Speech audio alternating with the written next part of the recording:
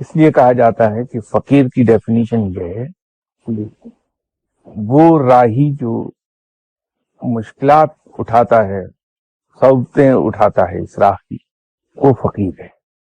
جب انسان علم کے ایک خاص مقام پر جا پہنچتا ہے، علم کی ایک خاص منزل حاصل کر لیتا ہے، تو رب تعالیٰ اس پر سے یہ اضافی بوجھ ہٹا لیتا ہے، وہ پھر صرف فرائض ادا کرتا ہے، اور وہاں اس کے لیے ضروریات زندگی کا حصول آسان کر دیا جاتا ہے۔ تو یہ مقام صوفی کا ہے۔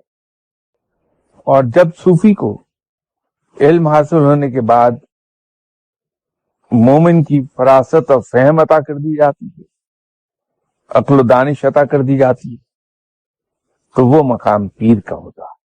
تو یہ درجے ہیں در حقیقت۔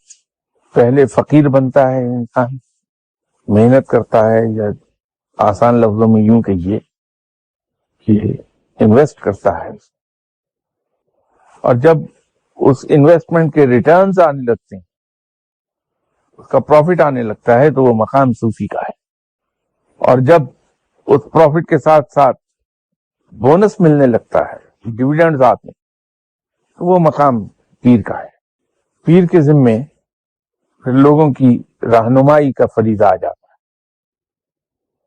وہ پھر لوگوں کو اللہ کی راہ دکھانے لگتا ہے، گدی نشین نہیں ہوتا، کیونکہ جو آدمی گدی پہ بیٹھ گیا وہ پھر رہنمائی نہیں کر پاتا، وہ خدمت کرواتا ہے، اور جس آدمی کو خدمت کروانے کی عادت پڑ جائے وہ کبھی اچھا رہنما نہیں ہوتا۔ رہنمائی کے لیے ایک بات ضروری ہے کہ انسان کی اپنی شخصیت وہ ہو، جو شخصیت وہ دوسروں کو عطا کرنا چاہتا ہے، جس راہ پہ دوسروں کو لے جانا چاہتا ہے، وہ اس راہ پر چلتا ہوا دوسروں کو دکھائی دے گا تو لوگ اس کی پیروی کریں۔ بات اہم ہے۔ اسی لیے فقیر لوگ، درویش لوگ جو پیری کے مقام کو پہنچے ہوتے ہیں، ان کی اپنی زندگی اس سے قطعی طور پر مختلف نہیں ہوتی۔ جس زندگی کی طرف لوگوں کو بلا رہے ہوتے ہیں، کم سے کم ظاہری طور پر،